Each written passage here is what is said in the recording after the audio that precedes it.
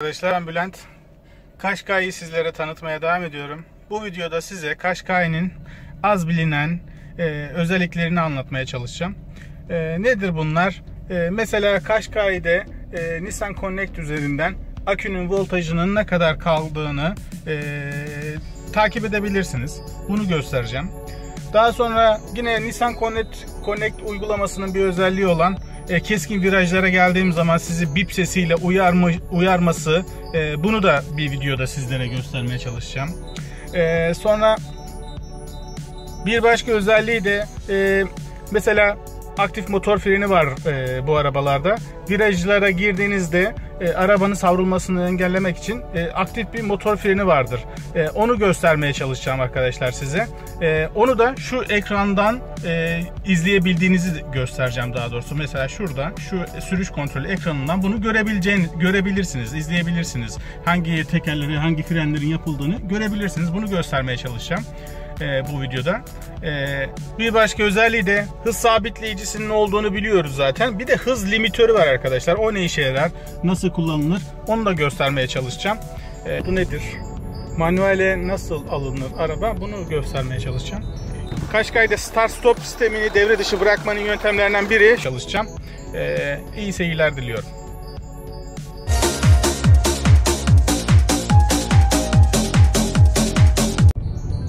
Arkadaşlar merhaba. Qashqai'nin bilinmeyen, az bilinen özelliklerini anlatmaya devam ediyorum. Özellikle multimedya sistemi olan Qashqai'lerde birazdan duyacağınız sesi duyduğunuz zaman keskin bir viraja girdiğinizi anlayabilirsiniz. Mesela şu anda karşıda çok keskin bir viraj var. Şu ses sizin çok keskin bir viraja girdiğinizi anlatmaya çalışır. Dolayısıyla siz de hızınızı kesip ona göre yoldaki durumunuzu ayarlayabilirsiniz.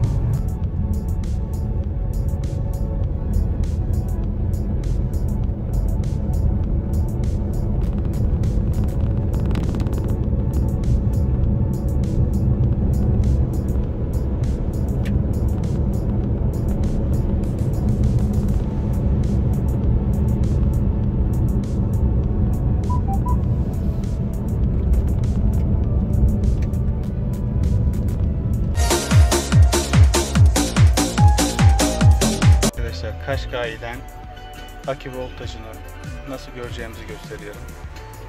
Stop setup tuşuna basıyoruz. Sonra bir elimizle sol, sağ, sol yapıyoruz. Bu ekran çıkıyor. Sistem durumuna tıklıyoruz. Sonra çalışan sistem durumuna tıkladığım zaman işte burada akünün voltajını bize gösteriyor. Şu anda stop halinde araba. Çalıştırdığımız zaman da o zaman da gösteriyor işte akünün ne kadar olduğunu falan. Buradan takip edebilirsiniz.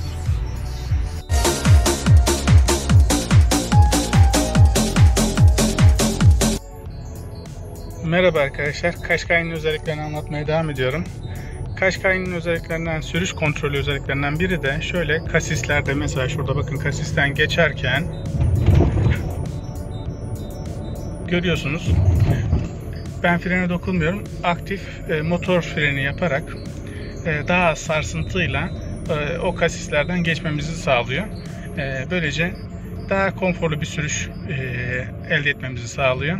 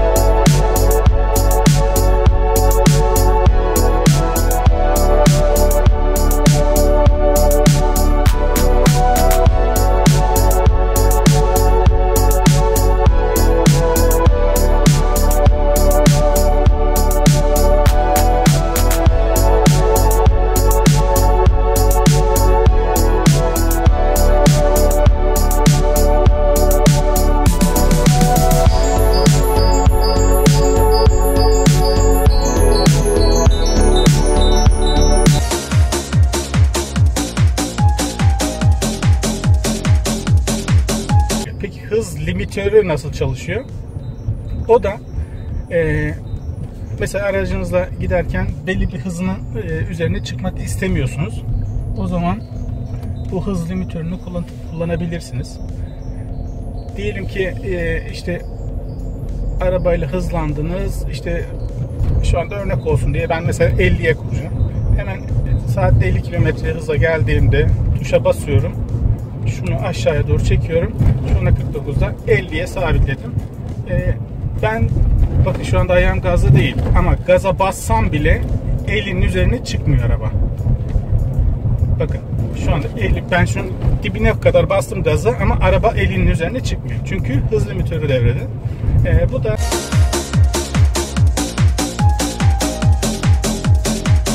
şimdi size anlatacağım özellik otomatik vitesli arabalarda, özellikle bizim Qashqai'den bahsediyoruz şu anda. Qashqai'de spor modu nedir? Manuele nasıl alınır araba? Bunu göstermeye çalışacağım.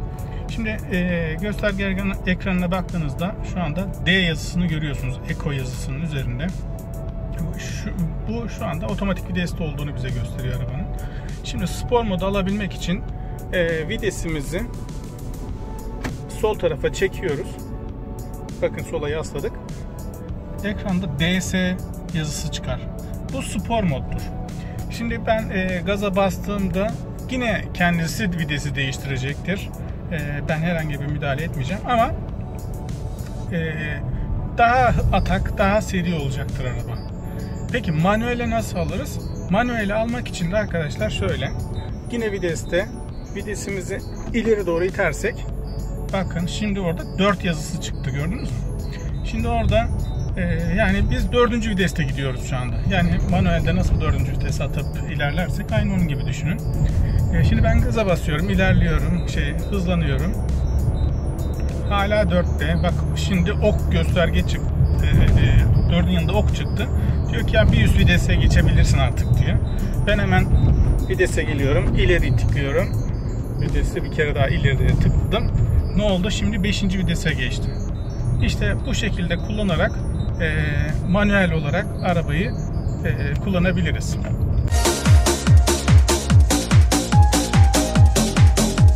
Qashqai'de start stop sistemini devre dışı bırakmanın yöntemlerinden biri şu. Şurada bakın bir sensör var. Bu sensörü şurada vidasını gevşetiyorsunuz. Bunu yan yatırıyorsunuz. Sonra tekrar vidayı sıkıyorsunuz.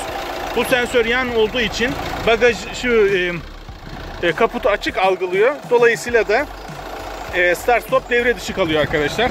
Ama ben bunu yaptım, denedim. Bir sürede böyle de kullandım.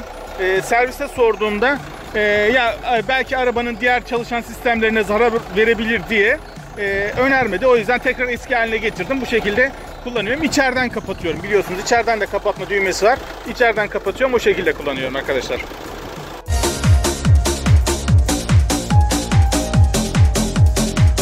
Qashqai'nin az bilinen özelliklerinden biri de bildiğiniz gibi Nissan Qashqai'lerde akıllı anahtar var bazı modellerinde. Bu akıllı anahtar pille çalışıyor. Bazen pili de bitiyor. Bu pil bittiğinde de bu arabayı bu anahtarla çalıştırabiliriz arkadaşlar. Bunun nasıl yapıldığını göstermeye çalışacağım sizlere. Nasıl yapıyoruz? Anahtarın pili bitmiş olsa bile, şu anda bu anahtarın pili var gerçi ama pili bitmiş olsa bile bu anahtarı start stop düğmesinin üzerine getiriyoruz. O anahtarı algılıyor. Orada bir ekranda yazı çıkıyor. Sonra siz düğmeye bastığınız zaman bu anahtar arabanızı çalıştırıyor arkadaşlar. Bunu da az bilinen özelliklerden biri de hatırlatmak istedim.